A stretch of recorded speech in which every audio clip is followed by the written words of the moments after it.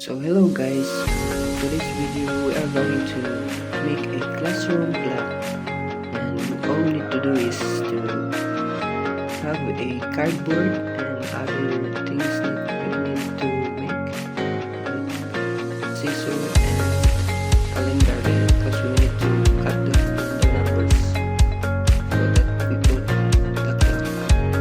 put to the clock. So let's go.